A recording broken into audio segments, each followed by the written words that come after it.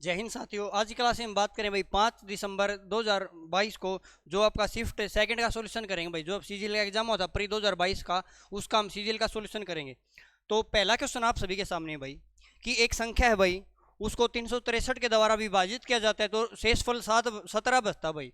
और उसी संख्या को अगर हम 11 से डिवाइड करेंगे ना तो रिमाइंडर क्या बचा वो मैं बताना। देखो, अगर किसी संख्या को 363 से विभाजित किया जाता है भाई तो रिमाइंडर कितना बचता भाई, 17 बचता है।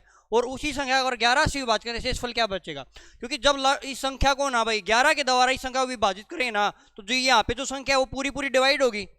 तो हमें क्या करना, रिमाइंडर को आप 11 से भाग करो। अगर 11 को मैं 17 से भाग करूँ भाई, रिमाइंडर हमारे पास कितना भाई 17, अगर 11 से भाग करूँ कितना बचेगा भाई, यहाँ पर रिमाइंडर कितना बच जाएगा, 6 बच जाएगा भाई। कितना बच जाएगा, 6 बच जाएगा। तो हमारा कितना जवाब आ जाएगा, 6 हमारा राइट आंसर हो जाएगा। अगला क्वेश्चन देखो भाई क्या कहता है।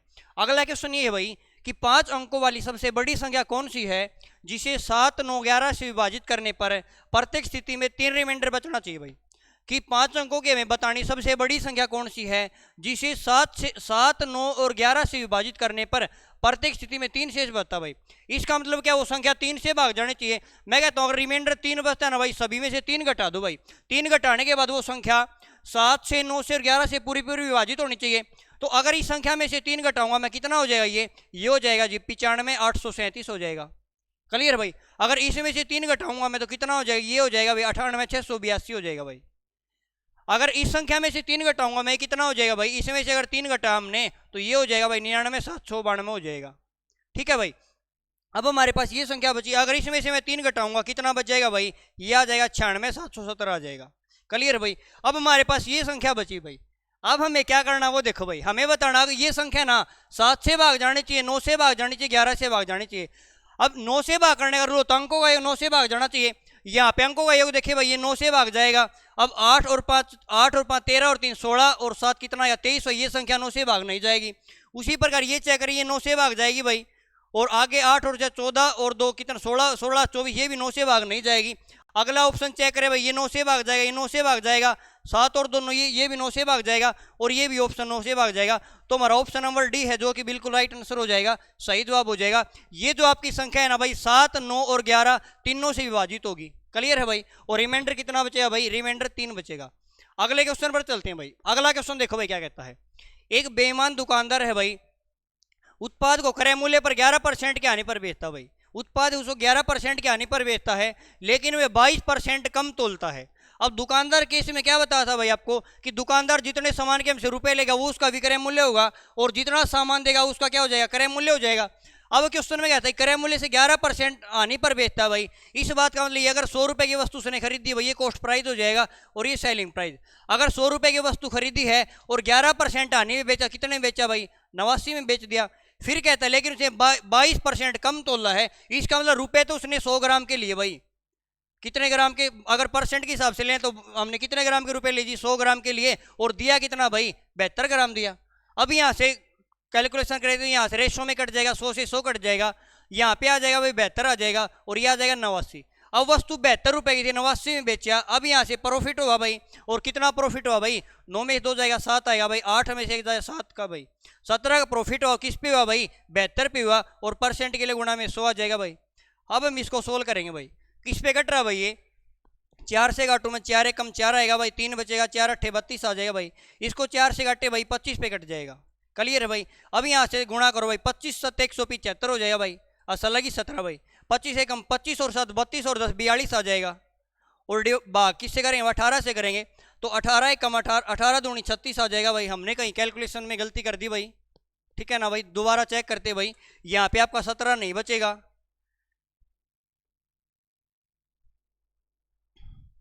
यहाँ पे 22% आने में बेचा, कितना आएगा भाई, अगर 22% आने में बेचेगा 100 की वस्तु कितने बेचा, 78 आएगा भाई। आप कितना आ जाएगा भाई, 78 आएगा। अगर यहाँ पे 78 आएगा तो 78 की वस्तु कितने में बेचेगा भाई, 78 की वस्तु 89 में बेची तो क्या कमाया भाई, प्रॉफिट कमाया। और कितना कमाया भाई, 9 में से 8 जाएगा, 1 बचेगा, और यहाँ पे 11 का प्रॉफिट कमाया और 78 पे कमाया, गुणा में 100 आ जाएगा भाई। अब यहाँ से 2 से काटू भाई, मैं 2 से काटा 2 3 6 आ जाएगा भाई, और 2 नहीं में 18 आएगा, 2 से काटा भाई 25 पे, और 25 से कम 25 आएगा भाई, और 25 कम 25 और 2 कितना 27 आएगा, 275/39 आ जाएगा। अब इसको भाग करेंगे तो ये किस पे जाएगा, 1 पे जाएगा भाई। 39 एकम 39, 39 1 पे भी नहीं जाएगा भाई, कितना हो जाएगा भाई यहाँ पे 39 आ जाएगा, 25 से कम 25 आएगा भाई, और 25 से कम 25 और 27 आएगा भाई। सबसे पहले किससे भाग दे, फिर मिस्टेक लगता भाई कर दी,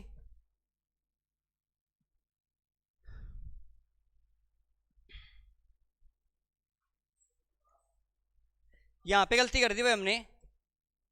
क्या गलती कर, 2 से काटा 39, 2 से काटा भाई 50 आ जाएगा। ठीक है, तो यहाँ से कितना आएगा 550 आ जाएगा भाई। कितना आ जाएगा यहाँ पे 550 आ जाएगा। अब भाग दें 39 से, 39 से कम 39 आ जाएगा भाई, यहाँ से 16 बचेगा भाई, और फिर 4 पे चला जाएगा भाई, तो 14 पॉइंट समथिंग आएगा। हमें पता प्रॉफिट हुआ भाई, प्रॉफिट वाला ऑप्शन कौन सा है भाई, एक ही है भाई, तो ऑप्शन नंबर आपका बी हमारा राइट आंसर हो जाएगा। कितना आ जाएगा भाई 14.1% प्रॉफिट आएगा। क्लियर है भाई। चलो भाई अगले क्वेश्चन पर चलते हैं भाई। अगला क्वेश्चन देखो क्या कहता है भाई, एक दुकानदार को वस्तु पर 10% का लाभ प्राप्त होता है भाई। एक दुकानदार वस्तु पर 10% का लाभ प्राप्त होता है भाई, लेकिन दूसरे निवेश पर 20% की हानि होती है। यदि दोनों निवेश का अनुपात 2 और 3 है तो संयुक्त हानि परसेंट बताना क्या होगा। अब देखो भाई, दो निवेश है, एक का अनुपात 2 है भाई और एक का 3 है, और फिर कहता है भाई एक पे तो 10% का लाभ होता है भाई और एक पे 20% की हानि। हमने क्या किया भाई, ये मान लिया 20 रुपए का था जी, ये 30 रुपए, क्योंकि रेशो में कोई फर्क नहीं पड़ा, चाहे हम 20 माने या 200 माने। अब यहाँ से टोटल देखे ना भाई, ये टोटल अगर मैं अमाउंट जोड़िए 50 रुपए का था भाई, कितने का था 50 का। फिर कहता भाई पहले पे 10% का लाभ कमाया, अगर इस पे 10% का लाभ कमाएगा भाई, इस पे अगर 10% 110% हो जाएगा भाई, 110 कितना आएगा 22 आ जाएगा जी। अगर 10% की वस्तु पे लाभ कमाए तो 110% ही बेचेगा, तो 20 का 110% कितना आएगा 22 आ जाएगा। ठीक है भाई। फिर कहता है इसने 20% की हानि कमाई भाई, अगर इस पे 20% की हानि कमाएगा, कितने में बेचा भाई, अगर 20% हानि कमाई तो हम कहेंगे जी 24 में बेचा। कितने में बेचा भाई 24 में बेचेगा। अब यहाँ से टोटल वस्तु 50 रुपए की थी भाई, और 22 की है और 24 की, कितने बेचा भाई 40 रुपए में बेच दिया। अब वस्तु खरीदी 50 रुपए में और बेची 40 में, तो हानि हुई कितने की 4 की हानि हुई, और हानि किस पे हुई 50% के लिए गुणा में 100 आ जाएगा भाई, तो 50 दूनी 100 आ जाएगा। तो कितनी हानि आ जाएगी भाई, हानि हमारी कितनी आ जाएगी 8% हानि आ जाएगी। कितने परसेंट हानि आ जाएगी भाई 8% आ जाएगी। क्लियर है भाई। चलो भाई अगले क्वेश्चन पर चलते हैं भाई। अगला क्वेश्चन देखो भाई क्या कहता है, एक व्यापारी अपने माल पर क्रय मूल्य से 20% अधिक अंकित करता है और वह ग्राहक को अंकित मूल्य पर 20% की डिस्काउंट देता है, तो उसे कितने प्रतिशत लाभ या हानि होगा ये मैं बताना है। डिस्काउंट हमेशा एमआरपी पर मिलेगी। अब क्वेश्चन देखो क्या कहता है भाई, कि क्रय मूल्य से 20% अधिक अंकित करता है। क्रय मूल्य अगर हमारा 100% है तो एमआरपी जो अंकित करता है ना भाई 20% 120 हो जाएगा। कितना हो जाएगा 120 हो जाएगा। फिर कहता है कि वह अपने ग्राहक को ना 20% डिस्काउंट देता भाई। अब डिस्काउंट एमआरपी मिलेगी भाई, और 20% डिस्काउंट दी तो कितने बेचेगा भाई 80% बेचेगा। अगर मैं इसका 80% निकालो कितना आ जाएगा भाई, ये 96 आ जाएगा। कितना आ जाएगा 96, ये हमारा सेलिंग प्राइस आएगा। क्लियर है भाई। क्वेश्चन में कहता भाई तो उसे कितने प्रतिशत का लाभ या हानि होती है ये मैं बताना है। अब वस्तु 100 रुपए की थी भाई और 96 में बेचा, तो क्या हुआ भाई, अगर 100 पे हुआ तो क्या हुआ भाई 4% की हानि आ जाएगी। कितनी परसेंट की हानि आ जाएगी भाई 4% की हानि हो जाएगी। क्लियर है भाई। चलो अगले क्वेश्चन पर चलते हैं भाई। अगला क्वेश्चन देखो क्या कहता भाई, अगले क्वेश्चन में क्या 26 वर्षों में एक निश्चित राशि है साधारण ब्याज पर स्वयं की 3 गुनी हो जाती है भाई, स्वयं की 3 गुनी हो जाती है। कितने वर्षों में वह स्वयं की 5 गुनी हो जाएगी ये मैं बताना है। अब मान लिया भाई हमने प्रिंसिपल था जी 1 रुपए, कितना था भाई 1 था, और साधारण की स्वयं की 3 गुनी हो जाती, कि अमाउंट है ना जो हमारा वो कितना हो जाएगा 3 हो जाएगा। तो यहाँ से अगर ब्याज देखो, ब्याज कितना मिला, ब्याज तो 2 रुपए मिला। फिर आगे कहता कितने वर्षों में स्वयं की 5 गुनी हो जाएगी। 5 गुनी का मतलब ये अगर प्रिंसिपल 1 रुपए है तो यहाँ से ये 5 गुनी हो जाएगी। यहाँ पे ब्याज कितना मिला भाई 4 रुपए।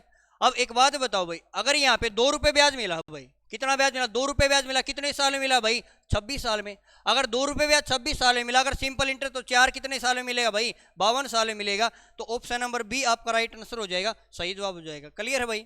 क्योंकि अगर 2 साल में मिलेगा 26 तो 1 साल में मिलेगा भाई 13, तो 4 साल में कितना मिलेगा 52 मिलेगा, तो 52 साल में राशि हमारी 4 गुना हो जाएगी। अगले क्वेश्चन पर चलते हैं भाई। अगले क्वेश्चन में ये कहता भाई ए बी के धनात्मक वर्गमूल के अनुक्रमानुपाती भाई, ठीक है ना भाई, कि डायरेक्टली प्रोपोर्शनल है भाई, और सी के घन के व्युत्क्रमानुपाती है भाई।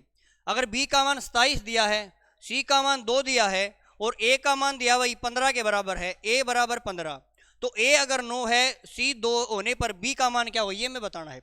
तो इस क्वेश्चन में कहता है भाई ए है ना जो वो है भाई वर्ग अनुक्रमानुपाती है भाई, ये डायरेक्टली प्रोपोर्शनल है भाई बी के धनात्मक वर्गमूल भाई, कि बी है भाई इसका रूट ले देंगे। ठीक है भाई। फिर कहता है और सी के घन के व्युत्क्रमानुपाती है भाई, कि सी का घन के व्युत्क्रमानुपाती हो जाएगा, ये हो जाएगा भाई सी का घन के व्युत्क्रमानुपाती भाई। क्लियर भाई यहाँ तक।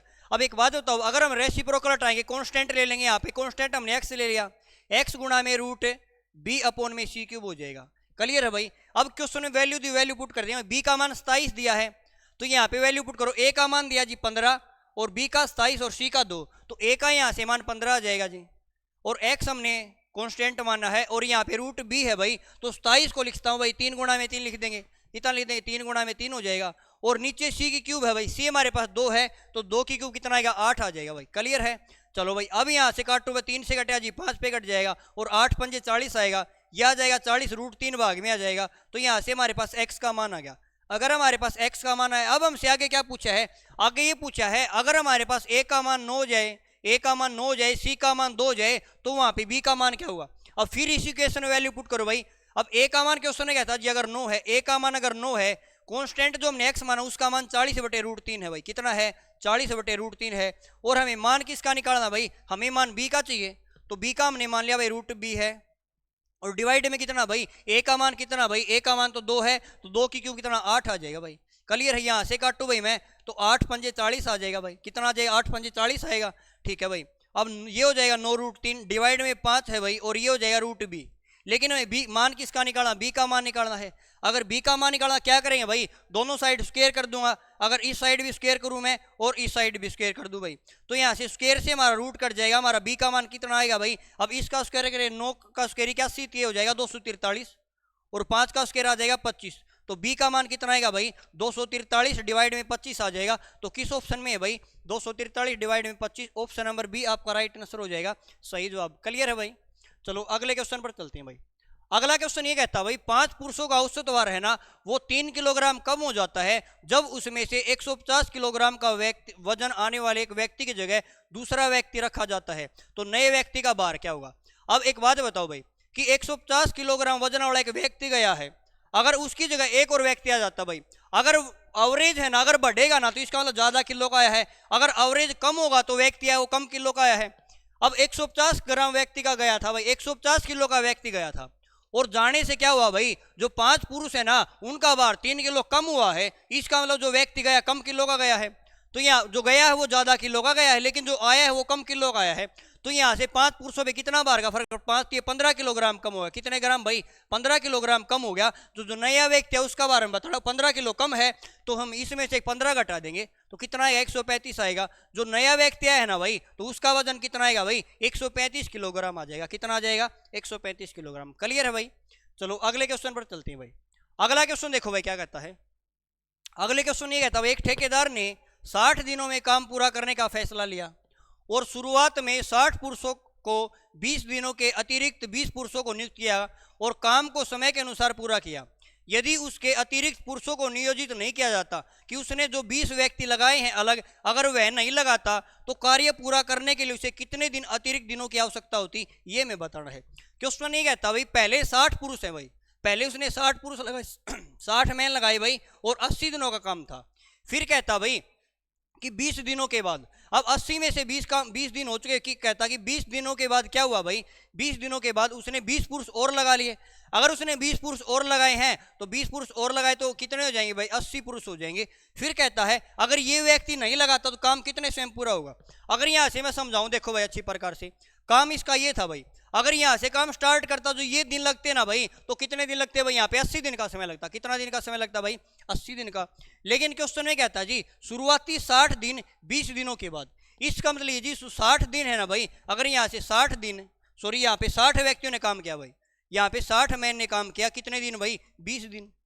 टोटल काम हमारा 80 दिन का था, अब 60 मैन ने 20 दिन का काम किया, तो यहाँ पे जो कितना दिन का काम बचा जी, यहाँ से 60 दिन का काम बचा। कितने दिन का 60 दिन का। और क्वेश्चन में क्या था 20 पुरुष और नियुक्त कर लिए भाई, यहाँ से 20 और नियुक्त कर लिए, कितने पुरुष हो जाएंगे 80 मैन हो जाएंगे। क्लियर है भाई। ठीक है। अब एक बात बताओ भाई कि टोटल काम हमारा 80 दिन का था, अगर 60 मैन है ना भाई 20 दिन काम किया, उसके बाद हमारे पास क्या बचा भाई, मैन 20 और आ गए, तो मैन हमारे पास 80 हो गए। क्वेश्चन ने कहता हमें पता, अब मैन 80 हो गए तो दिन कितने, हमें दिन निकाल लेंगे भाई।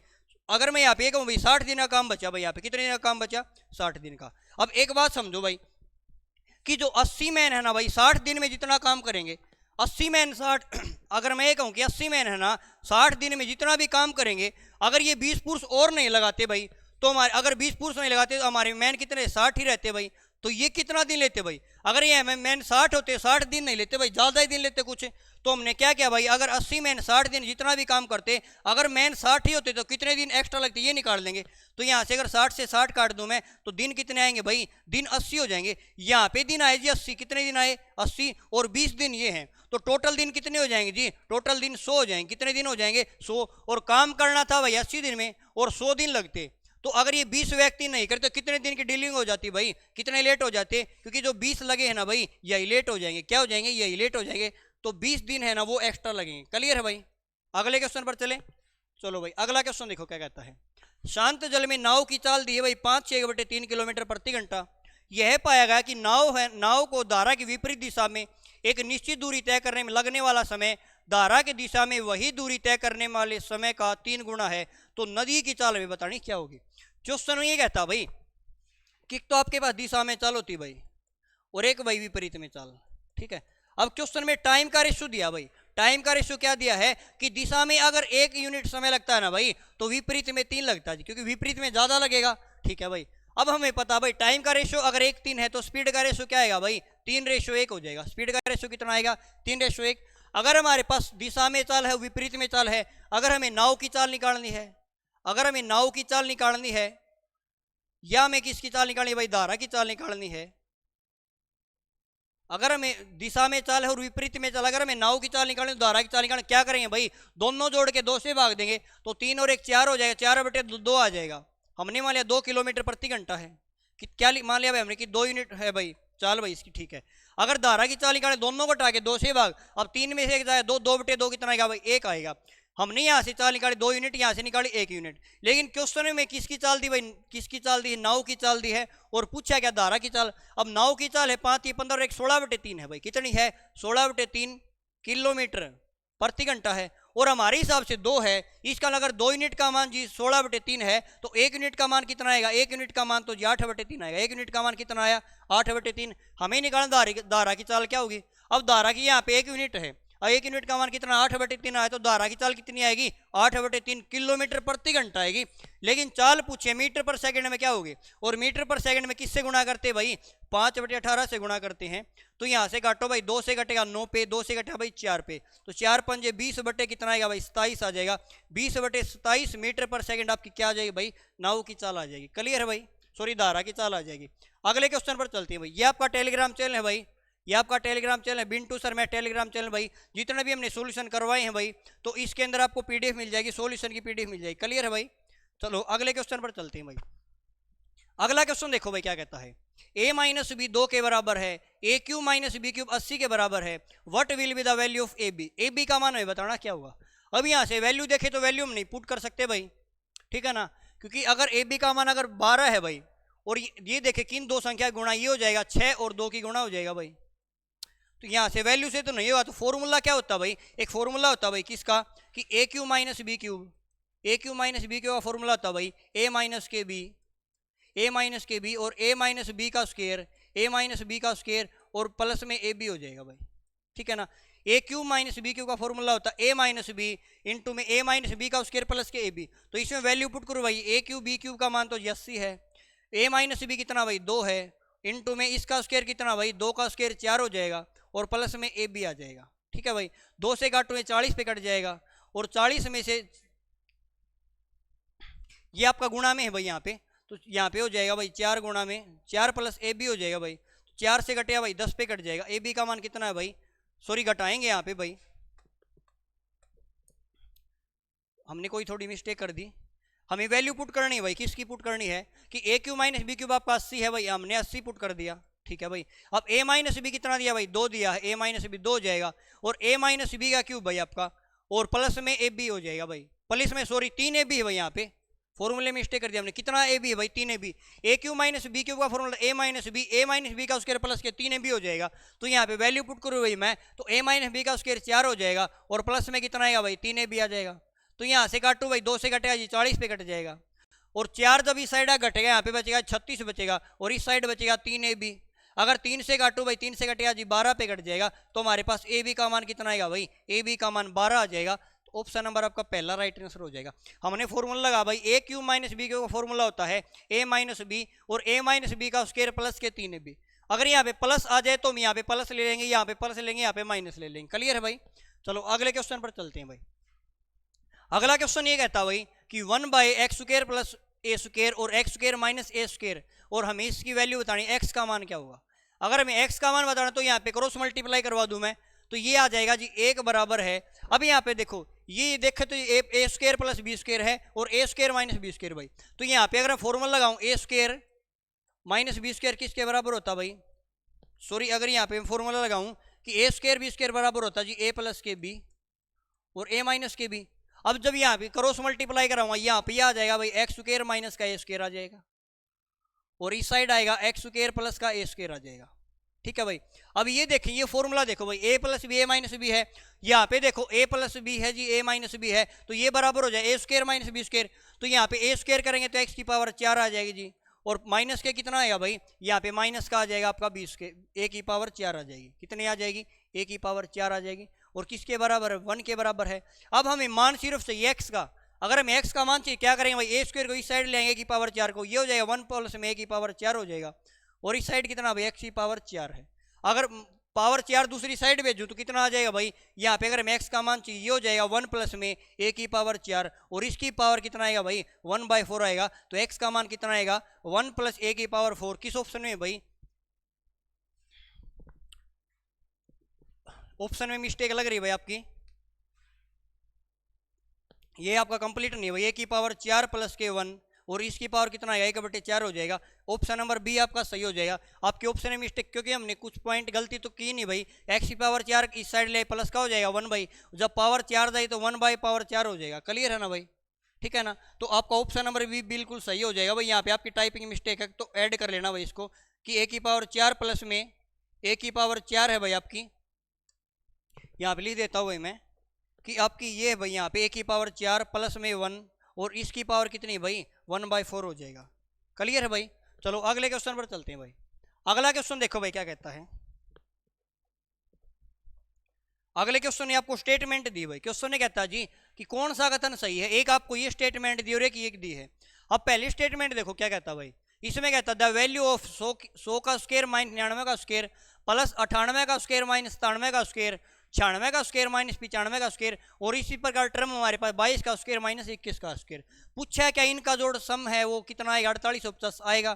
तो चेक कर लेते कैसे करेंगे वो देखो। अगर यहाँ पे देखो ये स्क्वायर माइनस बी स्क्वायर का फॉर्मूला लगाऊं तो ए स्क्वायर माइनस बी स्क्वायर पिछले क्वेश्चन में करवा था, ए स्क्वायर माइनस बी स्क्वायर किसके बराबर होता भाई, ये बराबर होता है एक बार जोड़ देंगे और एक बार क्या करेंगे भाई घटा देंगे। अब देखो अगर मैं इसमें से घटाऊं कितना बचेगा, एक बचेगा, और एक के किसी साथ गुणा करेगा कोई फर्क नहीं पड़ेगा। इसी प्रकार इस टर्म में देखिए जी घटाएंगे तो एक ही बचेगा, सभी में घटाएंगे तो एक बचेगा, एक के साथ किसी से गुणा कोई फर्क नहीं पड़ेगा। इसका मतलब दोनों को हम जोड़ दें तो 100 को और 99 को जोड़ूं ये हो जाएगा 199। कितना आएगा 199 हो जाएगा। प्लस में फिर लगाएं इसमें ए स्क्वायर माइनस बी स्क्वायर, तो एक बार जोड़ दें एक बार घटाएंगे, घटाने के बाद तो एक आएगा जी, तो इसको डायरेक्ट जोड़ेंगे ये हो जाएगा भाई 8 और 7 15 हो जाएगा, यह आ जाएगा जी 195 आ जाएगा। फिर अगले पॉइंट पे चले या कितना आएगा भाई यहाँ पे जोड़ देंगे, डायरेक्ट यहाँ पे जोड़ देंगे ये 191 आ जाएगा। और इसी प्रकार का लास्ट टर्म लिखूं मैं, लास्ट टर्म यहाँ पे हमारे पास ये है जी, इसमें भी क्या करें दोनों को जोड़ देंगे ये हो जाएगा भाई आपका 23 और 53 आ जाएगा भाई। कितना आ जाएगा 22 और 1 23 हो जाएगा, 33 और 43 आ जाएगा। कितना आएगा भाई 43 आएगा। क्लियर भाई, लास्ट टर्म हमारी 43 आ गई। क्वेश्चन ने पूछा इनका सम क्या होगा। अब सम का फॉर्मूला बताऊं भाई मैं, सम का फॉर्मूला होता है भाई n/2 इंटू में फर्स्ट टर्म प्लस के लास्ट टर्म भाई। अब n यहाँ पे क्या है टोटल नंबर ऑफ टर्म है, तो टर्म कैसे निकालेंगे वो देखो भाई। अगर हमें टर्म निकालनी है ना भाई तो कैसे निकालेंगे, पहली टर्म है ना भाई पहली टर्म माइनस के लास्ट की टर्म भाई, और डिवाइड में करेंगे इनका डिफरेंस कितना है कि सभी का डिफरेंस एपी के फॉर्म में भाई, तो डिफरेंस से भाग दे देंगे। डिफरेंस कितना भाई यहाँ पे जी 4 का है, और प्लस में क्या कर देंगे 1 कर देंगे, यहाँ हमारे पास टोटल नंबर ऑफ टर्म आ जाएंगे। तो यहाँ पे करो भाई 9 में से 3 जाएगा 6 बचेगा, और 9 में से 4 जाएगा 5 बचेगा, 4 बचेगा, और डिवाइड में 4 है प्लस का 1 है। तो यहाँ से 4 से भाग दो, 4 तो ये 12 आएगा, 4 में 4 तो 12 आएगा, और 4 में 36 आएगा, 39 प्लस कितना आएगा भाई 40 आ जाएगा। तो टोटल नंबर ऑफ टर्म कितने 40 आएंगे। तो ये वैल्यू इसमें पुट करो भाई, नंबर ऑफ टर्म है जी 40, तो यहाँ पे पुट करेंगे 40/2 आ जाएगा, और गुणा में कितना आएगा भाई पहली टर्म प्लस लास्ट टर्म, पहली टर्म और लास्ट टर्म को जोड़ देंगे भाई, तो कितना आ जाएगा 9 और 3 12 आ जाएगा भाई। 9 और 3 कितना है 12 आएगा, 9 और 4 13 1 14 हो जाएगा, 1 और 1 2 आएगा। ठीक है, इससे गुणा करो भाई। तो अगर यहाँ से 2 से काटूँ भाई मैं गुणा में, तो 2 एकम 2 आएगा, 2 दूनी 4, 2 एकम 2 आएगा, ठीक है। तो 40 की और 121 की गुणा करूँ मैं, कितना आएगा भाई, ये 0 आएगा, 4 एकम 4, 4 दूनी 8, 4 एकम 4। इसका मतलब अगर सम कितना है भाई 4 48 40 आया, तो पहली स्टेटमेंट हमारी सही है भाई, क्लियर है ना। यही पूछा स्टेटमेंट कौन सी सही है, पहली स्टेटमेंट हमारी बिल्कुल सही है भाई, ठीक है। अब अगली स्टेटमेंट चेक करते हैं भाई। अब अगली स्टेटमेंट चेक करें, देखो भाई हमें दिया भाई के स्क्वायर प्लस 1 बाई के स्क्वायर भाई, के माइनस 1 है के की पावर 4 और 1 बाई के की पावर 4 है, के प्लस 1 है के की पावर 4, 1 बाई के की पावर 4। पूछा है क्या ये इसके बराबर होगी। तो एक बात बताओ भाई, हमारे पास के माइनस 1 है, अगर मैं पहली और इस टर्म को ले लूँ भाई, क्या ले लिया हमने कि के माइनस के 1, के प्लस के 1 है, 1 के है, और के माइनस के 1 है भाई, कितना भाई यहाँ पे जी के माइनस के 1 के, ठीक है। अब ये टर्म और ये टर्म ले लिया अगर मैं साथ में, अभी फॉर्मूला लिखवाया हमने ए स्क्वायर माइनस बी स्क्वायर, ए प्लस बी ए माइनस बी। अब हमारे पास ये ए प्लस बी ए माइनस बी है, तो इस टर्म से हमारे पास फॉर्मूला लगाऊं तो ये हो जाएगा जी के स्क्वायर हो जाएगा, और माइनस का 1 बाई के स्क्वायर हो जाएगा। हमने इन दो टर्म से ये टर्म बना ली। अब इसके बाद अगर मैं ये टर्म ले लूँ, इसके बाद मैंने ये टर्म ले ली और ये टर्म ली के स्क्वायर माइनस के 1 बाई के स्क्वायर हो जाएगा, प्लस में भाई हमने प्लस ले ली, ठीक है। अब देखो इसमें भी यही फॉर्मूला अप्लाई करूं तो ये हो जाएगा के की पावर 4, ये हो जाएगा के की पावर 4 माइनस 1 बाई के की पावर 4 हो जाएगा, क्लियर भाई। अगर हमारे पास ये टर्म है, ये भी टर्म ले ली हमने, अब इसके बाद मैं प्लस वाली फिर ले लेता हूं भाई, हमारे पास माइनस की प्लस वाली ले ली, तो जब इसके साथ गुणा करेंगे भाई, ये गुणा करेंगे के की पावर 4 माइनस 1 बाई के की पावर 4, और प्लस में कितना भाई, प्लस में हमारे पास भाई के की पावर 4 प्लस 1 बाई के की पावर 4। तो इसमें फॉर्मूला अप्लाई करेंगे, ये हो जाएगा जी के की पावर 8 और माइनस का 1 बाई के की पावर 8 हो जाएगा, क्लियर भाई, ठीक है। क्वेश्चन ने पूछा, उसके बाद हम ये टर्म दी है, अब ये टर्म दी है और पूछा क्या इसके बराबर होगी, तो कभी नहीं होगी, क्योंकि अगर हमें इसके बराबर चाहिए ना भाई, तो हमें इससे आगे कौन सी टर्म चाहिए भाई, के की पावर 8 प्लस 1 बाई के की पावर, अगर 8 हमारे पास ये टर्म दे रखी होती ना, तो हम कह सकते हैं इसके बराबर आएगा। अगर ये टर्म नहीं तो ये संख्या इसके बराबर नहीं आएगी, तो सेकंड स्टेटमेंट हमारी गलत हो जाएगी, पहली सही हो जाएगी। तो ऑप्शन नंबर सी हमारा राइट आंसर हो जाएगा, क्योंकि हमारी पहली स्टेटमेंट क्या है भाई, बिल्कुल सही है, क्लियर है भाई। चलो अगले क्वेश्चन पर चलते हैं भाई। अगला क्वेश्चन देखो भाई क्या कहता है, दो समरूप त्रिभुज हैं भाई, सिमिलर ट्रायंगल है भाई, और उनकी भुजाओं का अनुपात दिया हुआ है कितना, ये √3 और √2 दिया है। तो दोनों त्रिभुज की संगत भुजाएं हैं, उनका अनुपात बताना क्या होगा। अब त्रिभुज की संगत भुजाएं, उनका अनुपात तो रेशियो बराबर होगा भाई, कि सिमिलर ट्रायंगल है भाई, तो उनकी संगत भुजाओं का अनुपात बताना क्या होगा। अब संगत भुजा अगर साइड मानूं, पहली त्रिभुज और दूसरी त्रिभुज, साइड का अनुपात किसके बराबर होता है भाई, कि जो इसका स्क्वायर है ना भाई, वो किसके बराबर होता है भाई, त्रिभुज का एरिया के बराबर होता है भाई, कि पहली त्रिभुज एरिया मान लिया और इसका दूसरा मान लिया, क्लियर भाई। और इनका एरिया कितना दिया हुआ है, √3 √2 दिया है, इसका एरिया दिया है √3 दिया है और √2 दिया है। और हमें क्या बताना भाई, हमें बताना है कि त्रिभुज की संगत भुजाओं का अनुपात क्या होगा। अगर हमें भुजाओं का अनुपात चाहिए, अगर हमें इसका चाहिए जी S1 अगर S2 का अनुपात चाहिए, तो इस साइड रूट है भाई हमारे पास 3 और रूट कितना भाई 2 है, ठीक है। अब ये स्क्वायर दूसरी साइड रूट में चला जाएगा भाई, तो हम कहेंगे यहाँ पे पहले ही 2 पावर थी भाई, और इसकी पावर कितनी हो जाएगी 1/4 हो जाएगी, और इसकी पावर कितनी 1/4 हो जाएगी। तो इसको अगर मैं ये लिख दूं भाई कि √3, अगर रेशियो लिख दूं √2, तो ये कहती है इसकी पावर कितनी आ जाएगी भाई 4 हो जाएगी, क्लियर भाई। तो इनकी ये भुजाओं का अनुपात आ जाएगा। कोई डाउट भाई यहाँ तक। वो ऑप्शन नंबर किस में है भाई, तो ऑप्शन नंबर डी है ना आपका, राइट आंसर हो जाएगा, सही जवाब हो जाएगा, क्लियर भाई।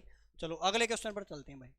अगला क्वेश्चन दिया भाई कि ABCD और DEF और कॉन्ग्रुएंट है भाई रिस्पेक्टिवली, सर्वांग सम भाई, ठीक है ना। दो ट्रायंगल है भाई, आपकी ट्रायंगल बना देता हूँ भाई, एक ट्रायंगल आपकी ये है भाई और एक ट्रायंगल आपकी ये है। अगर कॉन्ग्रुएंट है ना भाई, तो इनके एंगल बराबर होंगे और इनकी सभी साइड इक्वल होंगे, ठीक है ना भाई। तो अगर ये त्रिभुज मान ली मैंने ABC क्वेश्चन में दिया है, और ये त्रिभुज मान ली भाई DEF। अब क्वेश्चन में ये कहता भाई कि जी AB बराबर 6 और DE है, AB है ना वो बराबर 6 और DE, इसका मतलब अगर AB है ना भाई 6 है ना, तो डी भी हमारी 6 होगी, ये क्वेश्चन में दिया है। अगर सर्वांग सम कॉन्ग्रुएंट है ना, तो इक्वल होंगे साइड। फिर कहता भाई BC 8 है जी, BC ये वाली भुजा 8 है, ठीक है, और EF है ना भाई, ये भी हमारी 8 हो जाएगी। फिर कहता जी एंगल आपको दिया जी, B एंगल है ना वो 30 डिग्री दिया है, ये वाला एंगल कितना डिग्री दिया जी, ये वाला एंगल है ना वो दिया है 30 डिग्री, कितने डिग्री दिया भाई 30 डिग्री दिया है। अगर ये एंगल 30 है तो हमें पता भाई ये एंगल भी बराबर होगा, ये एंगल भी 30 डिग्री हो जाएगा। अब हमें पूछा है क्या, वो बताना, हमें बताना है एंगल डी और एंगल सी का मान हमें बताना है। एंगल डी ये एंगल और ये एंगल का मान हमें बताना है क्या होगा। अगर ये यहाँ पे एंगल इनके सभी इक्वल होंगे भाई, मैं कहता हूँ अगर मैंने ये अल्फा मान लिया भाई, ये एंगल अल्फा मान लिया और ये एंगल क्या मान लिया भाई थीटा मान लिया। देखो भाई अगर मैंने इस एंगल को अल्फा मान लिया, इस एंगल को थीटा मान लिया, तो इसके एंगल बराबर तो इसके भी एंगल बराबर होंगे, ये भी हमारा क्या हो जाएगा, ये जी अल्फा हो जाएगा और ये क्या हो जाएगा भाई, थीटा हो जाएगा। ये क्या हो जाएगा, थीटा। अब एक बात बताओ भाई कि जो यहाँ पे एंगल ए है ना भाई, एंगल ए किसके बराबर हो जाएगा जी, एंगल डी के बराबर हो जाएगा। और ये किसके बराबर, ये जी अल्फा के बराबर है। इसी प्रकार ये कहूँ कि मैं एंगल जो सी है ना वो किसके बराबर हो जाएगा, एंगल एफ के बराबर हो जाएगा। और यहाँ पे एंगल क्या है भाई, ये थीटा है। अब एक बात बताओ, हमें पता भाई स्ट्रेट लाइन होती है ना भाई, और उस पर कितने डिग्री का एंगल होता है भाई, स्ट्रेट लाइन पे एंगल कितना होता है, 180 डिग्री का होता है। अगर इस लाइन को मैं आगे बढ़ा दूं भाई, और हमें पता अगर ये 30 डिग्री एंगल है, तो इस साइड वाला जो एंगल होगा ना वो कितने डिग्री का बचेगा भाई, 150 डिग्री का बचेगा। और जो बाहर वाला एंगल होता है ना भाई, वो दोनों एंगलों की इक्वल होता है भाई। ये भी हमने प्रॉपर्टी पढ़ी, जो बाहर वाला एंगल होता है, ये वाला जो एंगल होता है ये इन दोनों एंगलों के बराबर होगा। इसका मतलब जी थीटा प्लस के अल्फा है ना वो किसके बराबर हो जाएगा, 150 डिग्री के बराबर। किसके बराबर, 150 डिग्री के बराबर। अब थीटा का माना हमारे पास, हमें बताना किसका भाई, हमें बताना एंगल डी। अब एंगल डी हमारे पास क्या भाई, अल्फा है और अल्फा है, तो यहाँ पे एंगल डी अल्फा हो जाएगा भाई। और एंगल सी है भाई हमारे पास क्या जी, थीटा है, किसके बराबर भाई, 150 डिग्री के बराबर है। तो ऑप्शन नंबर डी आपका जो कि राइट आंसर हो जाएगा, सही जवाब हो जाएगा। क्लियर है भाई। अगले क्वेश्चन पर चलें भाई। चलो अगला क्वेश्चन देखो भाई, आसान सा क्वेश्चन है भाई। एक समकोण त्रिभुज है भाई, और उसमें एक कोण 35 डिग्री दिया है, अन्य कोण का मान बताओ। अब समकोण त्रिभुज है तो मैं पता जी एक कोण तो 90 डिग्री का होगा, और एक कोण के उसने 35 डिग्री दिया है, तो दूसरा कितना बचा है, दूसरा 55 डिग्री बच जाएगा। तो हमारे पास कौन से एंगल बनेगा, 90 डिग्री बनेगा, 55 डिग्री बनेगा। ऑप्शन नंबर सी आपका राइट आंसर हो जाएगा। क्लियर भाई। चलो अगले क्वेश्चन पर चलते हैं भाई। अगला क्वेश्चन दिया भाई, एक घन की भुजा की लंबाई दी 4.2 सेंटीमीटर, और घन से बाहर निकाले जा सकने वाले सबसे बड़े गोले का आयतन क्या होगा। अब एक घन बनाता हूं भाई मैं, कि हमारे पास एक घन है जी, ठीक है। अब इस क्वेश्चन में कहता भाई कि घन के अंदर लंबाई है, घन की जो भुजा की लंबाई है वो 4.2 है, और घन से बाहर निकाले जा सबसे बड़े गोले का आयतन बताना है कि इसके अंदर एक बहुत बड़ा, एक इसके अंदर बड़े से बड़ा गोला भाई, जो इसके अंदर बना सकते हो बड़े से बड़ा गोला है। अगर उसकी भुजा की लंबाई 4.2 है, तो जो भुजा की लंबाई है वो इसकी वृत्त की क्या हो जाएगी भाई, जो गोला उसकी क्या हो जाएगी, क्या हो जाएगी, उसका व्यास हो जाएगा, डायमीटर हो जाएगा। अगर व्यास हमारे पास कहें कि 4.2 है जी, रेडियस कितने याद दी हो जाएगी, तो रेडियस कितने है, 2.1 हो जाएगी। और हमें बताना गोले का आयतन क्या होगा। अब गोले का आयतन क्या हो जाएगा भाई, गोले का आयतन हो जाएगा 4/3 पाई आर क्यूब, पाई का मान 22/7 है भाई, और आर क्यूब रेडियस हमारी कितनी है भाई, 2.1 है, पॉइंट हटाएंगे बटे में 10 आ जाएगा, और रेडियस का क्यूब है तो हम इसका क्या कर देंगे भाई, क्यूब कर देंगे। अब भाई कैलकुलेशन करो भाई, यहाँ से काटू 7 21 आ जाए, 21 से हमने 21 काट दिया भाई। फिर यहाँ से करें भाई कैलकुलेशन। अब देखो 21 और 21 गुणा करूँ कितना आएगा भाई, 441 आ जाए, कितना आएगा, 441 आएगा, ठीक है। अब यहाँ से देखो 22 को मैं लिखता हूँ भाई 11 गुणा में 2, क्या लिखा भाई 11 गुणा में 2। अब 2 की इसके साथ गुणा, 4 दूनी 8, और गुणा में कितना आएगा भाई 11 हो जाएगा। और डिवाइड में हमारे पास कितना, डिवाइड में हमारे पास दिया 1000 है।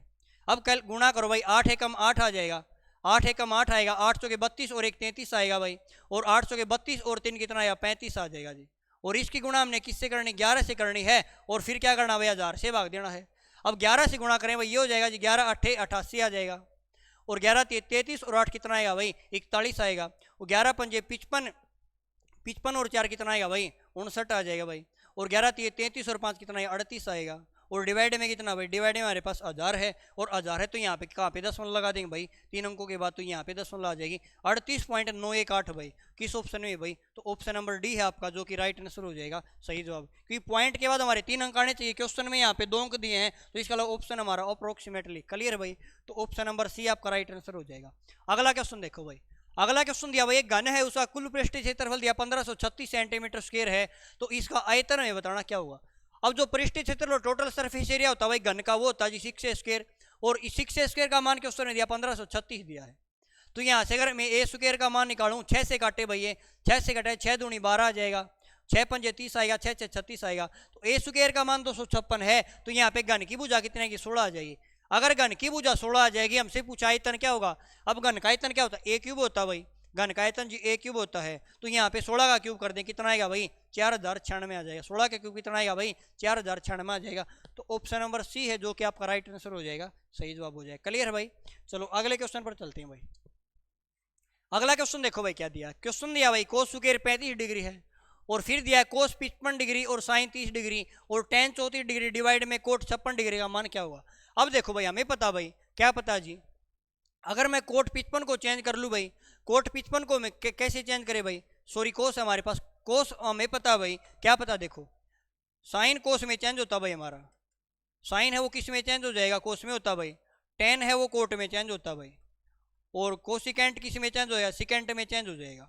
और ये किस डिग्री पे चेंज होते हैं भाई, 90 डिग्री पे, 270 पे, इस पे चेंज होते हैं। अगर मैं इसको ही लिखूँ जी कोस 90 माइनस 55 लिखूँ भाई, मैं 90 माइनस 55 90 पे चेंज होगा भाई, और चेंज होगा किस में हो जाएगा, कोस साइन में चेंज हो जाएगा, और कितना आ जाएगा 35 डिग्री आएगा, कितना आएगा 35 डिग्री, और पहला क्वाड्रेंट प्लस का हो जाएगा, ये चेंज किया हमने, साइन 35 हो जाएगा। तो हमारे पास यहाँ पे जी कोस स्क्वायर 35, कोस स्क्वायर 35 हो जाएगा, और प्लस में जब साइन स्क्वायर साइन 35 गुणा करेंगे ये हो जाएगा साइन स्क्वायर 35, ये आ जाएगा साइन स्क्वायर 35 आ जाएगा। और प्लस में जब देखो टेन और कोट में चेंज होगा ना, अगर इनका 90 डिग्री बन जाए ना भाई, अगर a प्लस बी अगर 90 डिग्री के बराबर हो जाएगा तो ये वैल्यू भी हमारे 1 के बराबर आएगी। क्यों आएगी, क्योंकि अगर मैं कोट को चेंज करूं भाई, अगर मैं कोट को लिखूं भाई, कोट 90 माइनस के 56 लिखूं तो ये बराबर हो जाएगा जी tan 34 के बराबर हो जाएगा, और tan 34 से tan 34 कट जाएगा, कितना बचा 1 बच जाएगा, तो यहाँ पे हमारे पास आ जाएगा जी tan 34 आएगा। और नीचे अगर मैं कोट 56 को लिख दूँ भाई, कि कोट 90 माइनस के लिख दूँ भाई, 56 लिख दिया, तो यहाँ पे कितना आएगा भाई, यहाँ पे इसका मान आ जाएगा जी tan 34 आएगा। क्लियर भाई, तो tan 34 से ये कट जाएगा, और इसकी प्रॉपर्टी होगी cos square theta plus sine square theta 1 के बराबर होता भाई, तो एक ये हो जाएगा प्लस में एक ये हो जाएगा, तो जवाब कितना आएगा भाई 2 आ जाएगा। तो ऑप्शन नंबर आपका पहला है जो कि राइट आंसर हो जाएगा। क्लियर है भाई। चलो भाई अगले क्वेश्चन पर चलते हैं भाई।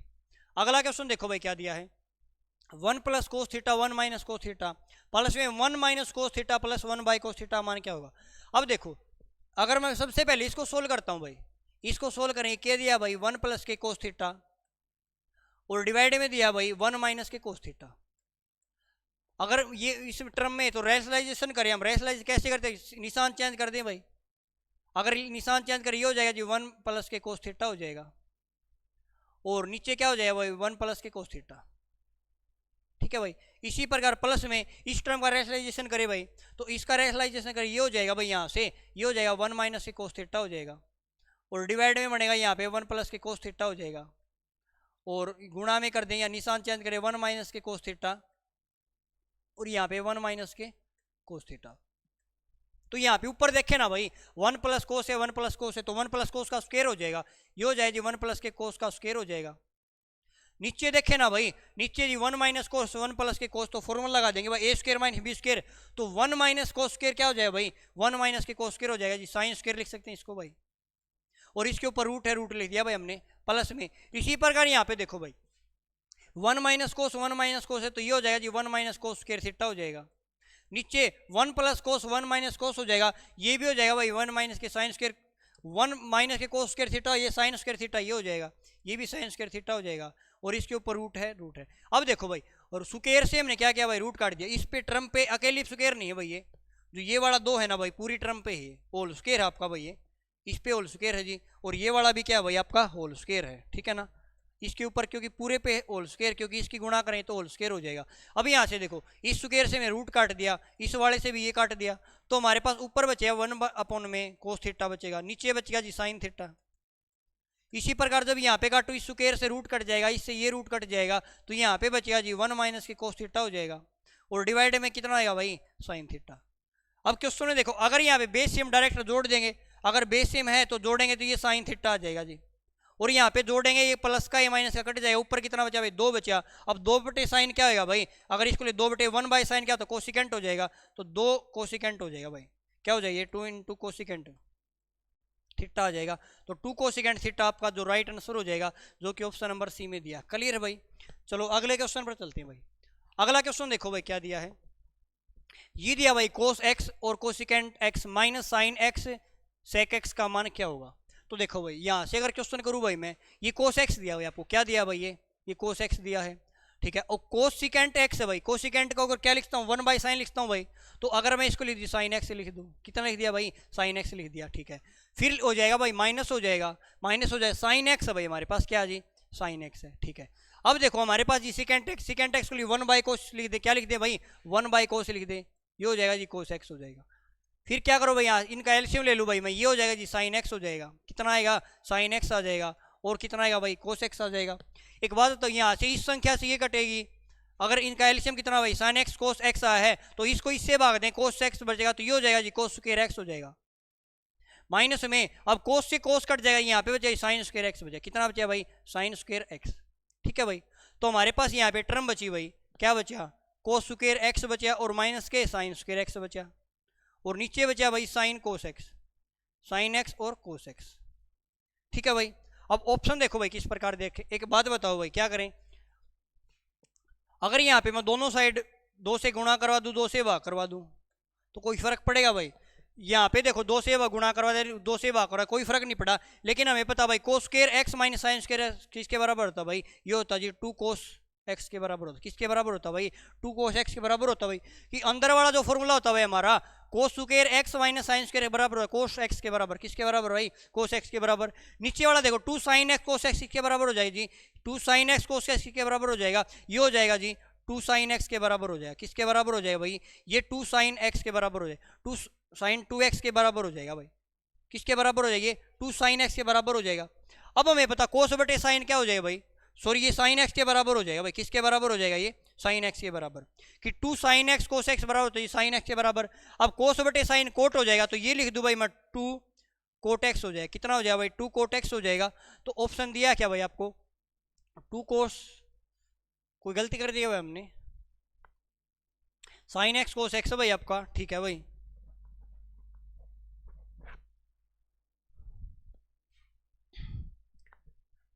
कोसिकेंट हो जाएगा आपका 1 बाई साइन हो जाएगा, साइन हो जाएगा 1 बाई कोस हो जाएगा, ये हो जाएगा आपके कोस बटे साइन हो जाएगा। एलसीएम लिया हुआ हमने, कोस स्क्वायर साइन स्क्वायर आ जाएगा। फिर यहाँ पे 2 से गुणा कर दिया भाई दोनों साइड, तो ऊपर cos square x sine square x cos 2x हो जाएगा भाई। ये कितना हो जाएगा? कोस 2x हो जाएगा। और 2 साइन कोस एक्स का फॉर्मूला हो जाएगा 2 साइन एक्स साइन 2x हो जाएगा। तो कोस 2x और साइन 2x कोस बटे साइन कोट होता है तो ये आ जाएगा 2 कोस 2x आ जाएगा। कितना आएगा भाई? 2 कोट 2x आ जाएगा। तो ऑप्शन किस में दिया भाई? ऑप्शन नंबर डी में दिया है। 2 कोट 2x आपका राइट आंसर हो जाएगा, सही जवाब। क्योंकि जो हमारे पास कोस स्क्वायर साइन स्क्वायर का फॉर्मूला होता है जी कोट 2x हो जाएगा, और 2 साइन एक्स कोस एक्स का फॉर्मूला था साइन 2x भाई। क्लियर है ना?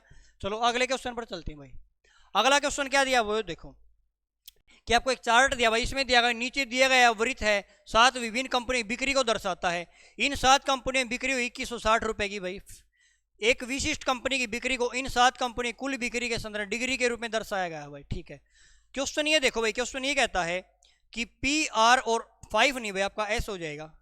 ठीक है ना, पी आर और एस भाई। ठीक है ना, पी आर और एस और क्यू टी यू की कुल बिक्री का कितने प्रतिशत है? पी आर और एस की बिक्री भाई कि पी प्लस के आर प्लस के एर, इसकी जो बिक्री है क्वेश्चन ने पूछा G Q plus T plus you की बिक्री है ना उसका कितने प्रतिशत कम है। अब यहाँ से देखा भाई पी आर एस, पी हमारे पास ये जी, आर ये है और एस ये है, तो यहाँ पे जोड़े 7 और 3 10 और 20 30 हो जाएगा। ये जी 30%, कितने परसेंट है? 30% है। फिर कहता भाई क्यू टी यू, क्यू ये है भाई और टी ये है और यू कहाँ पे भाई? यू ये है, तो ये हो जाएगा भाई 42 और 4 40 और 56 आ जाएगा। ये 56% है भाई। ठीक है, क्वेश्चन में कहता पी और आर एस की कुल बिक्री है, क्यू टी यू की कुल बिक्री कितने प्रतिशत है? कितने प्रतिशत कम है? तो कम यहाँ से देखिए कितना भाई? 26 है। कम कितना भाई? यहाँ पे 26 है भाई। किससे कम है भाई? पी के आर एस कुल बिक्री क्यू टी यू एस की कुल बिक्री से। अब कंपेयर किसके साथ किया? 56 के साथ भाई। परसेंट के लिए गुणा में 100 कर देंगे भाई। तो यहाँ से काटो भाई, 4 से काटे भाई 4 कम 4 4 तो के 16 आ जाएगा, 4 से काटे भाई 25 पे कट जाएगा।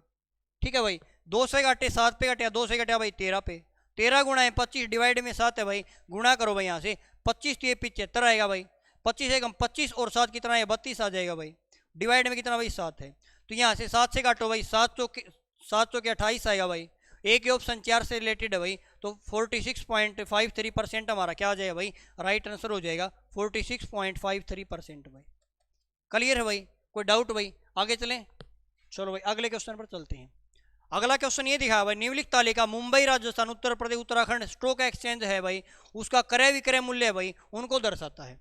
क्वेश्चन देखो क्या कहता है, सभी 4 स्टॉक एक्सचेंज में कोलगेट के शेयरों की उच्च दर का एवरेज हमें बताना क्या हुआ। कोलगेट है भाई, उनकी ऊंच शेयर भाई। ठीक है ना, अब कोलगेट ये वाला है भाई, और उनके जो हाई है ना भाई ऊंच शेयर 34 है भाई आपका, 60 है और 25 है भाई और 20 है। इनका एवरेज बताना। एवरेज कैसे निकाले? सभी को जोड़ के 2 4 से भाग भाई, 4 है तो ये हो जाएगा भाई 34 हो जाएगा, और प्लस में भाई आपका 60 है, प्लस में 25 है भाई, और प्लस में कितना भाई? प्लस में 20 है। तो एवरेज क्या होता है भाई, सम बटे नंबर हो जाएगा, तो सम करेंगे भाई इनका हो जाएगा 5 और 4 9 हो जाएगा भाई, ठीक है। फिर 2 और 2 4 और 6 10 और 3 13 हो जाएगा। डिवाइड में कितना भाई 4 है, तो 4 से काटू 4 3 12 आ जाएगा भाई, कितना आ जाएगा 4 3 12 1 बचेगा भाई। फिर हो जाएगा 4 चौके 16 आ जाएगा भाई, कितना आ जाएगा ये 4 चौके 16 हो जाएगा, 4 7 28 4 5 20 34.75 आ जाएगा भाई। तो ऑप्शन नंबर पहला जो कि राइट आंसर हो जाएगा, सही जवाब हो जाएगा। क्लियर है भाई। अगले क्वेश्चन पर चलते हैं भाई। अगला क्वेश्चन देखो भाई, एक तालिका दी है आपको, उसमें भी कहता है भाई 2 छात्र के द्वारा 6 विषयों में प्राप्त अंकों को दर्शाती है। क्वेश्चन कहता है 6 विषयों में ए और बी द्वारा कुल प्राप्त अंकों के बीच का अंतर में बताना क्या हुआ, कि इन दोनों के बीच का अंतर में बताना क्या होगा। अंतर बताएंगे तो इन दोनों को जोड़ो भाई, इन दोनों को जोड़ो, घटा दो भाई, अंतर आ जाएगा। जोड़ो भाई, यहाँ से मैं जोड़ू ये 0 आ जाएगा जी, यहाँ पे 3 आ जाएगा, 3 और 6 9 आएगा, 9 से 15 और 4 19 और 8 27 आएगा, ऐसा लगी भाई 2 3 और 3 6 और 3 9 और 2 11 के 12 और 2 14 आएगा, 1470 आएगा भाई।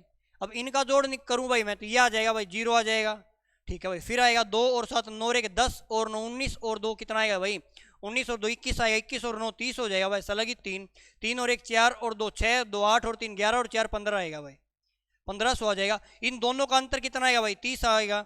यही बताना भाई इन दोनों का अंतर क्या होगा, तो ऑप्शन नंबर बी आपका राइट आंसर हो जाएगा, सही जवाब हो जाएगा। क्लियर है भाई। चलो भाई आज का आपका लास्ट क्वेश्चन है भाई। क्वेश्चन देखो भाई क्या कहता है। क्वेश्चन ये कहता है एक परीक्षा में 6 अलग अलग विषयों में 6 छात्रों द्वारा प्राप्त औसत अंक दर्शाए गए हैं। क्वेश्चन में कहता है भाई सभी विषयों में 60% या उससे अधिक अंक प्राप्त करने वाले छात्रों की संख्या क्या है। 60% अंक टोटल में नहीं बोला, अलग अलग विषय में बोला भाई। अब अलग अलग विषय में अगर 100 में से 60% का मतलब 60 अंक तो चाहिए 60 से ऊपर हो सकते, कम नहीं होने चाहिए भाई, या 60 हो। अब पहले चेक करो भाई, पहला ए क्या चेक करे भाई, अगर इंग्लिश में 75 है भाई, 60% से अधिक है भाई, ये 58, ये वाला देखो भाई 60% से कम है तो ये वाला नहीं होगा, क्योंकि एक भी विषय में ऐसा है भाई। क्वेश्चन क्या सभी विषय ना 60% या उससे अधिक होने चाहिए। अब इसमें 58% अंक आ गए जी, तो विषय में 60% से कम है तो पहला अंक नहीं लेंगे भाई। दूसरा चेक करो भाई, इसमें चेक करें, इसमें 36 आ गया जी, 52 आ गया, ये भी 60% है, ये भी नहीं होगा भाई। अगला ऑप्शन चेक करें, ये भी 60 से कम, ये भी नहीं होगा, ये भी काट दिया भाई। अब इसमें चेक करें भाई, इसमें सभी 60 से ऊपर एक, तो ये हो जाएगा भाई आपका। अगर ई की बात करें ना भाई, ई छात्र की बात करें, इसमें 60 से ऊपर ये 59% है, ये भी नहीं होगा।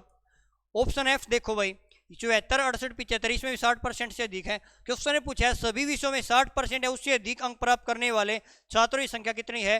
तो 2 छात्र ऐसे हैं भाई जिसके प्रत्येक विषय में 60% है, 60% या उससे अधिक है, तो 2 छात्र बचे भाई, डी और एफ है, डी और एफ। तो ऑप्शन नंबर सी है ना आपका राइट आंसर हो जाएगा, सही जवाब हो जाएगा। क्लियर है भाई। तो साथियों आज हमने शिफ्ट का सॉल्यूशन कर लिया है।